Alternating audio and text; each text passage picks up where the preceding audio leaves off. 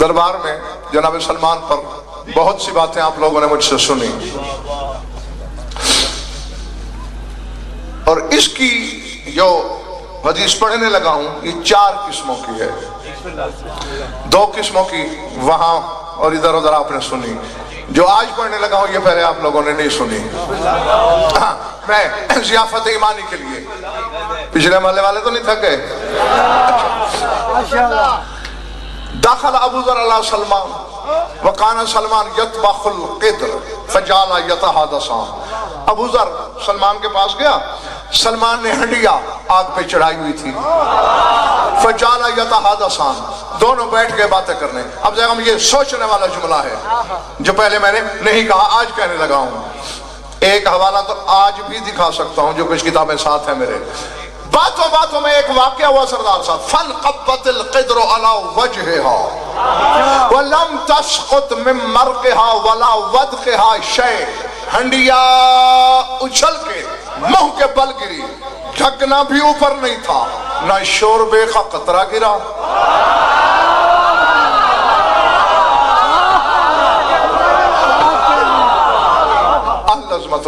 نہ کوئی بوٹی گری. سلمان نے اٹھ کے ہنڈیا پھر رکھ دی چولہے پر. فجعل یتحادثان، پھر باتیں کرنے لگے. اب ذر سوچ رہا ہے کمال ہے، پانی کی طرح ہوتا ہے شوربہ، ایک قطرہ نہیں گرا، گری بھی منہ کے بل ہے. فانقبت القدر ثانیہ، دوسری بار تھوڑی دیر بعد پھر گری. ہم جا کر نہیں حیرت سے باہر آؤ. میں حیرت اس لیے زیغم ان کو معاف کر رہا ہوں کہ وہاں ابو ذر حیران ہو گیا. یہ ابو ذر جیسا تو ایک بھی نہیں بیٹھا میرے سامنے.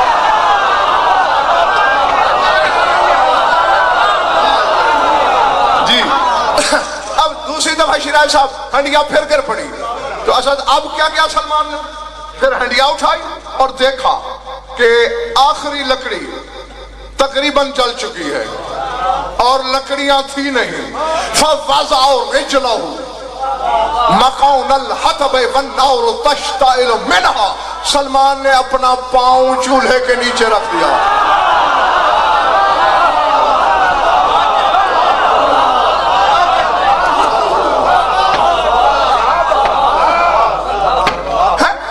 فقط رکھ نہیں دیا. وَالنَّارُ تَشْتَعِلُ مِنْهَا، اس پاؤں سے آگ کے شعلے نکلنے لگے. اب ابو ذر کے تسمے ٹوٹ گئے. فخرج مذعورا، کانپتا ہوا وہاں سے نکلا. توجہ، جب دروازہ عصمت پہ پہنچا بلا تشبیہ، خیبر شکن پہلے دروازے پہ کھڑا تھا، مسکرا کے فرماتے ہیں مَلَّذِي اخرجک من عند سلمان مَلَّذِي زارک سلمان. سلمان نے کس بات پہ تجھے کب کبھی چڑھا دی؟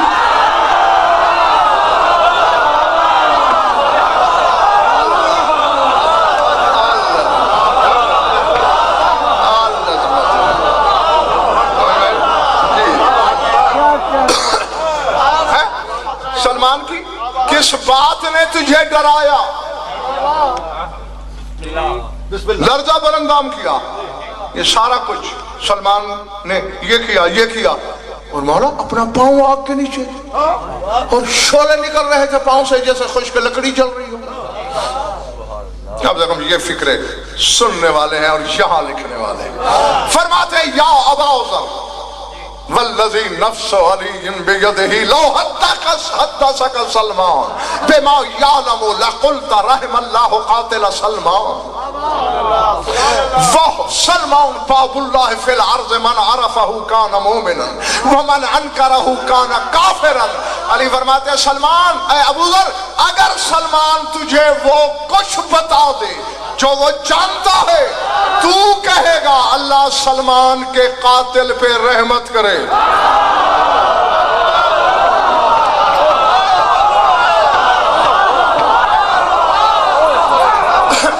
میں نے کہا ہے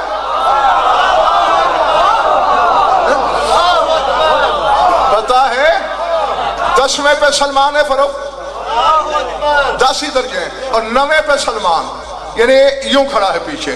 یہ سلمان کا مقام، یہ ابو ذر کا. اور کیا فرما رہا ہے لسان اللہ؟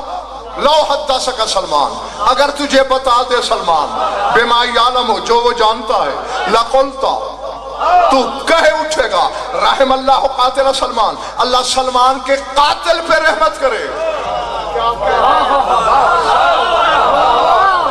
اور آگے میرا شہنشاہ فرما رہا ہے سلمان زمین پر اللہ کا دروازہ ہے۔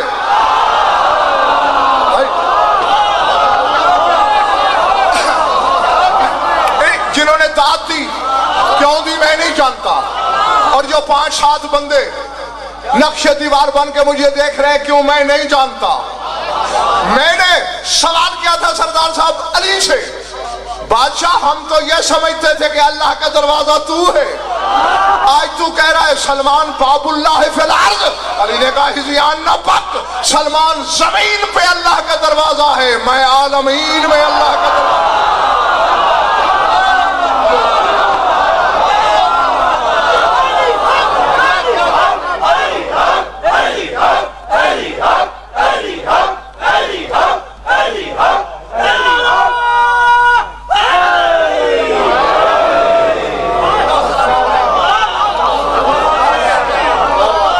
ارادے بھئی 4-5 بندے جو بولے ہیں، باقی تھک گئے ہو؟ سوچنے والی بات یہ ہے، عام طور پر یعنی عوام کی نہیں، صاحبان علم کی بات کر رہا ہوں، کوئی مولوی بھی اس واقعے کو پڑھے تو یہی کہے گا دیکھو علی کے نوکر نے ابراہیم والا معجزہ دکھایا، اور آج غضنفر یہ غلط فہمی دور کر دینا چاہتا ہے سلمان کی یہ کرامت ابراہیم کے معجزے سے کہیں بڑی ہے۔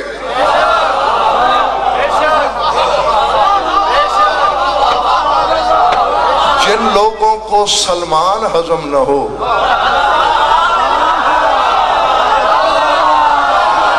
یہ آج میں نے ٹیسٹر لگایا ہے، خدا کی قسم، یہ آج میں نے ٹیسٹر لگایا ہے کہ پہلے ان کے ظرف دیکھ لو، اگر سلمان برداشت ہوتا ہے تو پھر کل بتاؤں گا علی۔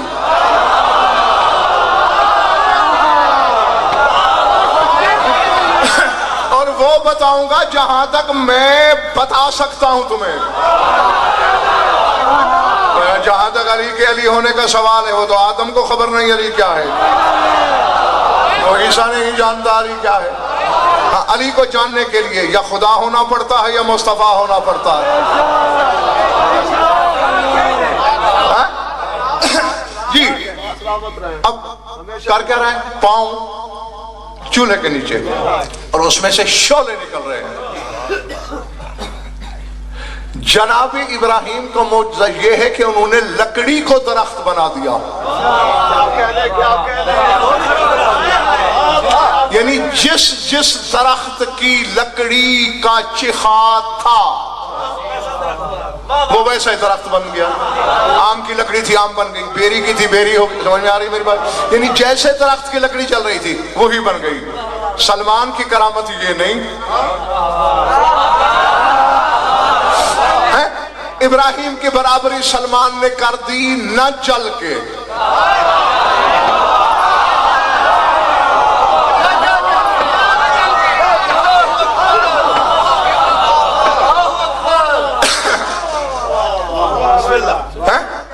ایک دو آدھے سے زیادہ مجمع تو یہ کیمرے والے دیکھنے ہی نہیں دیتے، ہاں پیچھے جو اندھیرے میں بیٹھے ہیں، نہ چل کے برابری۔ اور بلکہ نہیں میں شہر صاحب ایک وقت یاد دلاتا ہوں، ہاں پھر یہی آتا ہوں۔ تمہارے امام ششم کی محفل لگی ہے، ایک یمنی یا اصفہانی، دو روایتیں ہیں، بعض میں یمن کا بعض میں اصفہان کا، مومن مولا بڑے شیعہ ہو گئے آپ کے، خروج کریں اپنا حق چھین لیں۔ فرمایا نحن عالم بالوقت، ہم وقت کو بہتر جانتے ہیں۔ لو وجدنا 40 لما قعدنا، اگر ہمیں 40 شیعہ مل گئے ہوتے تو ہم پر بیٹھنا حرام ہوتا،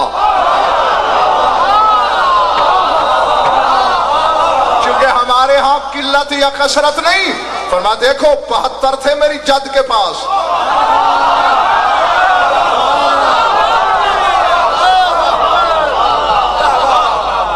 ٹھیک ہے نا، حسین کے پاس تھوڑا مجھے کر جلدی کر جلدی. اور ان 72 میں بھی 6 مہینے کا بچہ بھی شامل, 97 برس کا بوڑھا بھی شامل. نہ 6 مہینے والے پر جہاد, نہ 97 برس والے پر جہاد, لیکن حسین نے کیا. تو حسین کا بیٹا کہہ رہا ہے اگر ہمیں 40 بندے مل گئے ہوتے ہم پر بیٹھنا حرام تھا. مولا ہمارے شہر میں تو بڑے ہیں, میں کتنے کہا 100,000 اور اکثر ہیں تو زیادہ, ورنہ 1 لاکھ ضرور ہوں گے. پر میں تو بھی تو ان 1 لاکھ میں شامل ہے نا. جی مولا جو حکم دیا جائے تعمیل کرو گے. کروں گا. سامنے تنور جلا رہی تھی مولا کی کنیز, پر میں الق نفسک فی التنور, چھلانگ مار ذرا تنور میں.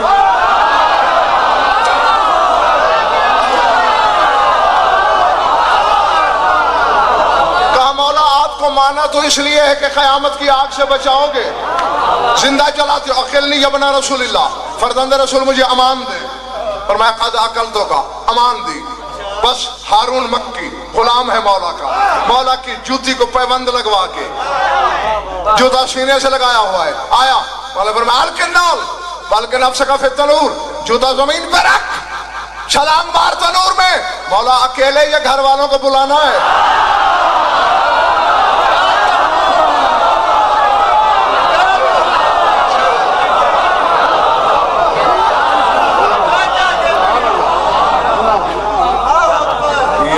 شیور میں بھی ایک بندہ سو رہا ہے.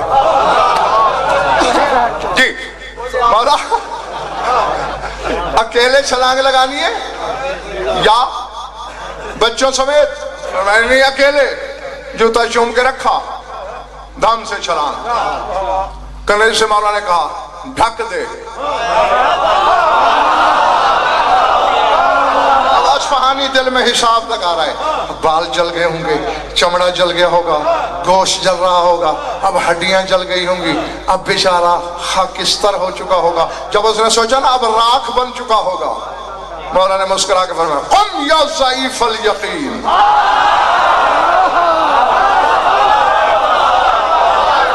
اٹھائے ضعیف عقیدے والے, ہٹا کے دیکھتے ہیں حد نظر تک روش فردوس ہے, درمیانی روش پر یاقوت کا نوری تخت ہے, تخت پہ تشت ہے, تشت میں جنت کے پھل ہیں. ہارون مکی کھا رہا ہے, حوریں پنکھا جل رہی ہیں.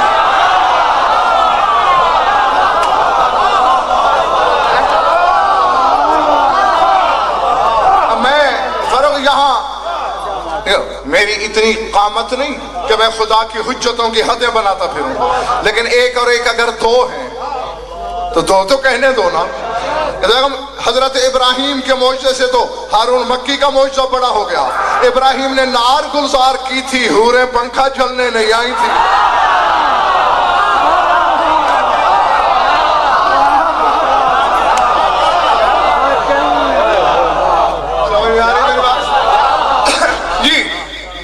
نہ چل کے, حق تو نہیں کہنا, نہ چل کے سلمان نے برابری کی ابراہیم سے, اور اپنے پاؤں کو سوکھی لکڑی بنا کر آگ کے شعلے نکالے. میں نے ابتدا میں جب بات شروع کی تھی نے ان سے کہا تھا, آپ سے کہا بھی تھا کہ دعا مانگنا کہ آخر میں جو میں نے کہنا ہے اس وقت تک میرے سامعین تھک نہ جائیں. اب علی کہہ کیا رہے ہیں, ابو ذر اگر سلمان تجھے بتا دے جو وہ جانتا ہے, تو کہے گا اللہ سلمان کے قاتل پہ رحمت کرے, یعنی تجھے سلمان واجب القتل نظر آئے گا. واجب القتل نظر آئے گا تو اس کے قاتل کے لیے رحمت کی دعا مانگے گا.